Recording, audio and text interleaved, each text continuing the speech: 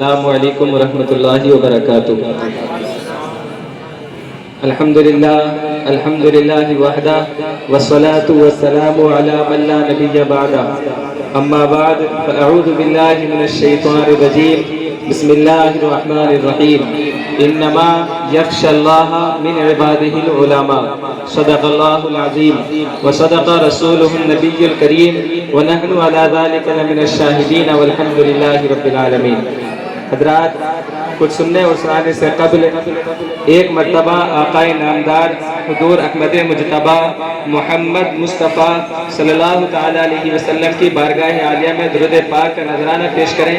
پڑھیں بآواز بلند، اللہم صلی علی سیدنا مولانا محمد وعلی آل سیدنا و مولانا محمد وبارک وسلم، صلاۃ و سلام علیک یا رسول اللہ صلی اللہ تعالیٰ علیہ وسلم۔ عزیزان ملت اسلامیہ، آج کے یوم آزادی کے موقع پر سب سے پہلے ہم شکریہ ادا کرتے ہیں آئے ہوئے اپنی بستی کے مہمانوں کا کہ وہ اس مدرسے کے اندر تشریف لائے اور انہوں نے اس محفل کی رونق کو بڑھا دیا۔ بالخصوص جو معزز علماء کرام یہاں پر بیٹھے ہوئے ہیں، ان کی وجہ سے بھی یہ محفل اس محفل کے اندر اور زیادہ چار چاند لگتے ہوئے نظر آتے ہیں۔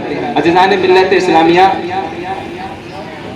یوم آزادی کے موقع پر چند منٹ کی گفتگو میں آپ کے سامنے نظر کرتا ہوں، توجہ سے سماعت فرمائیں۔ عزیزان ملت اسلامیہ، آپ لوگ جانتے ہیں کہ جس ملک کے اندر ہم رہتے ہیں، اس ملک کو ہندوستان کہا جاتا ہے۔ اس ہندوستان کی تاریخ ایسی تاریخ ہے کہ جس تاریخ کو آپ پڑھیں گے تو تاریخ دم بدم بدلتی ہوئی نظر آتی ہے۔ عزیزان ملت اسلامیہ، اس ہندوستان کی تاریخ اور ایک دور وہ تھا کہ یہ ہندوستان پوری دنیا کا مرکز بنا ہوا تھا۔ چائنا، جاپان اور فرانس جیسے ملک کے لوگ اس ہندوستان کے اندر آ کر اپنے علم کی پیاس کو بجھاتے تھے۔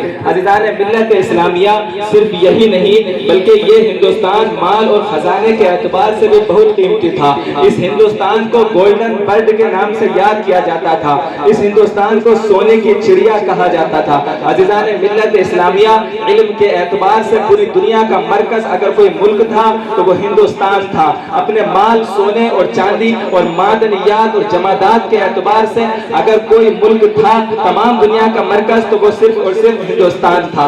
عزیزان ملت اسلامیہ، لیکن تاریخ بدلتی ہے۔ عزیزان ملت اسلامیہ، وقت بدلتا ہے اور اس سنہرے ہندوستان کو گورے لوگوں کی کالی نظر لگ جاتی ہے۔ اس ہندوستان پر انگریز حکومت کرنے کے لیے آ جاتے ہیں۔ انہوں نے پہلے ہندوستان کے اندر ایسٹ انڈیا کمپنی کے نام سے ایک کمپنی کو کھڑا کیا اور اسی کمپنی کے تھرو اس ہندوستان پر قبضہ کر لیا، اور قبضہ کرنے کے بعد 100 سال تک انہوں نے اس ہندوستان پر حکومت کی ہے۔ عزیزان ملت اسلامیہ، حکومت کرتے ہوئے انہوں نے ڈیوائیڈ اینڈ رول کی پالیسی کو اپنایا، یعنی لوگوں میں نفرتیں پھیلائی، لوگوں کو ایک دوسرے کے خلاف بھڑکایا، لوگوں کو ایک دوسرے کے خلاف اکسایا، لوگوں میں پھوٹیں ڈالی، لوگوں میں لڑائیاں کرائی، اور لوگوں میں لڑائی کراتے کراتے انہوں نے اس ہندوستان پر 100 سال حکومت کی۔ اس ہندوستان کی علمی مرکزیت کو برباد کر دیا، اس ہندوستان کے معزز علماء اکرام کو پھانسی کے پھندے پر چڑھا دیا، اس ہندوستان کے مال اور خزانے کو لوٹ کر برطین اور امریکہ بھیج دیا،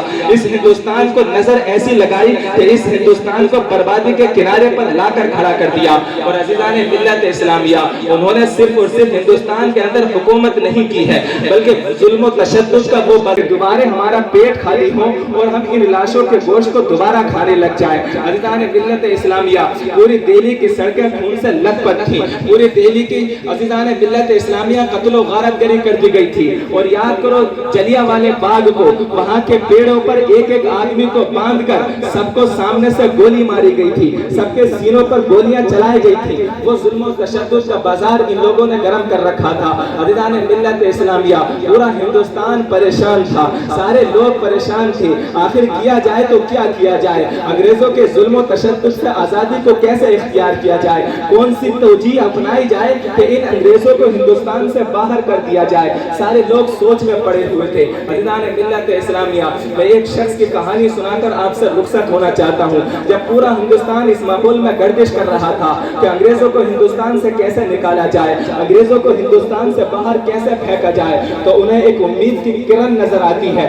مغلیہ حکومت کے آخری شہنشاہ बहादुर शाह जफर के बारे में। बहादुर शाह जफर जो कि मुगलिया सल्तनत के आखिरी शहंशाह थे, सारे लोग मिलकर उनके पास जाते हैं और बहादुर शाह जफर से अर्ज करते हैं, हम हिंदुस्तान के बाशिंदे अंग्रेजों से परेशान हो चुके हैं। अज़ीज़ान मिल्लत इस्लामिया, बहादुर शाह जफर के पास लोग गए और लोगों ने अपने हाथों को जोड़ा और जोड़ने के बाद अर्ज किया, आप हमारी उम्मीद की आखिरी किरण है, आप ही हमारी उम्मीद हैं, आप ही इस वक्त के हमारे मावा हैं, आप ही इस वक्त के हमारे मलजा हैं। अगर कोई हमें हिंदुस्तान में अंग्रेजों से आजादी दिला सकता है तो वो आप हैं, अगर कोई हमारी मदद कर सकता है तो वो आप हैं। ए बहादुर शाह जफर, आप हमारे उठे हुए हाथों की लाज रख लीजिए और कुछ करके इन अंग्रेजों को हिंदुस्तान से बाहर फेंक दीजिए। अज़ीज़ान मिल्लत इस्लामिया, बहादुर शाह जफर ने उनके उठे हुए हाथों की लाज रखी और लाज रखने के बाद वो तैयार हो गए कि अंग्रेजों के खिलाफ बगावत की जाएगी, अंग्रेजों के खिलाफ लड़ाई लड़ी जाएगी, अंग्रेजों से जंग की जाएगी,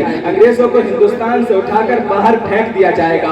अज़ीज़ान मिल्लत इस्लामिया, बहादुर शाह जफर ने ये कहा था कि अंग्रेजों को पता चल गया, अंग्रेजी हुकूमत को पता चल गया कि बहादुर शाह जफर अंग्रेजी हुकूमत के खिलाफ बगावत करने वाला है। अज़ीज़ान मिल्लत इस्लामिया, उस वाहिद शख्सियत ने जिस वक्त में ये सोचा था कि अंग्रेजों के खिलाफ लड़ाई की जाए, आपको मालूम है उस बहादुर शाह जफर का इन अंग्रेजों ने क्या हाल किया था? जरा गौर से सुनिए। बहादुर शाह जफर अपने महल के अंदर बैठे हुए थे, बहादुर शाह जफर रौनके स्टेज थे, अपनी कुर्सी पर बैठे हुए थे। अज़ीज़ान मिल्लत इस्लामिया, अंग्रेजी अफसर, अंग्रेजी पुलिस और फौज को लेकर बहादुर शाह जफर के महल को घेर लेता है और घेरने के बाद जब वो महल के अंदर घुसता है तो क्या देखता है कि बहादुर शाह जफर बैठे हुए हैं और साथ में उनके 3 लड़के खड़े हुए थे। अज़ीज़ान मिल्लत इस्लामिया, आप ज्यादा से ज्यादा क्या सोचते हैं कि ये सोचते होंगे कि उन्होंने बहादुर शाह जफर के गोली मार दी, बल्कि ऐसा नहीं हुआ।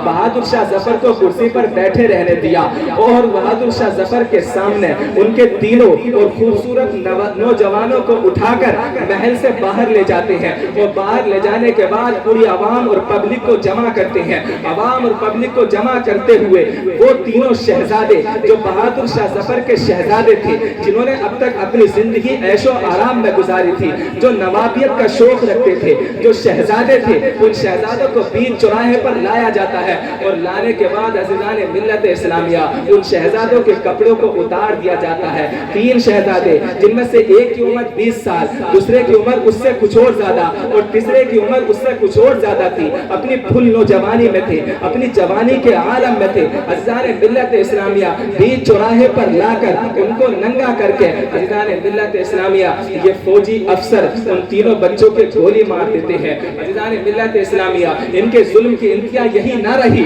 बल्कि उसी बहादुर शाह जफर को इन्होंने महल से गिरफ्तार किया और गिरफ्तार करने के बाद एक जेल में बंद कर दिया। दूसरे दिन सुबह होती है, सुबह जैसे ही होती है बहादुर शाह जफर ऐलान करते हैं, बहादुर शाह जफर फरमाते हैं कि ये अंग्रेजी हुकूमत, तुम्हारे जुल्म और तशद्दुद को मैं देख रहा हूँ, लेकिन काश तुम मेरी इतनी मदद कर दो कि कल से मैंने कुछ नहीं खाया है, काश नाश्ते के लिए मेरे लिए कुछ ले आओ। अज़ीज़ान मिल्लत इस्लामिया, अंग्रेजों ने जवाब में कहा कि आपका नाश्ता आने वाला है, आप बेफिक्र रहिए, आपका नाश्ता पहुंचने ही वाला है। अज़ीज़ान मिल्लत इस्लामिया, बहादुर शाह जफर का गेट खुलता है और क्या देखते हैं कि एक तश्तरी है और उस तश्तरी में नाश्ता लगा हुआ था। बहादुर शाह जफर ने जब उस तश्तरी को देखा, आप ताज्जुब में पड़ गए कि उस तश्तरी के ऊपर कुछ गोल सी चीज रखी हुई है और उस गोल सी चीज के ऊपर एक कपड़ा ढका हुआ है। अज़ीज़ान मिल्लत इस्लामिया, अंग्रेज उस तश्तरी को बहादुर शाह जफर के सामने रख देता है और कहता है कि ये आज का आपका नाश्ता है। अज़ीज़ान मिल्लत इस्लामिया, बहादुर शाह जफर जब उस तश्तरी के ऊपर रखे हुए नाश्ते के ऊपर से जब कपड़े को हटाते हैं तो क्या देखते हैं कि उनके और 2 नौजवानों की लाश उस तश्तरी में सजी हुई है।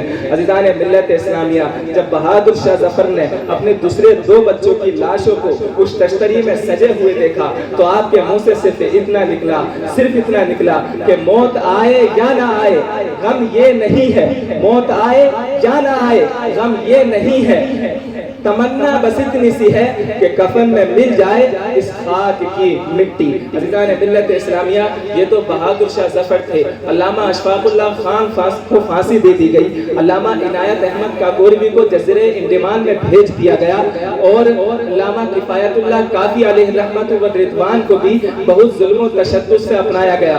بہت ساری کہانیاں ہیں کہ جن کو دیکھ کر رونا آتا ہے، آنسو نکل آتے ہیں۔ عزیزان ملت اسلامیہ، یہ آزادی جس کو ہم منا رہے ہیں ان سب قربانیوں کے بعد ملی ہے، اسی لیے ہم آج اس محفل کا انعقاد کر کے بیٹھے تھے۔ اللہ پاک ہم سب کو اللہ پاک ظالموں کے ظلم سے آزاد فرمائے، آمین۔ وآخر دعوانا الحمدللہ۔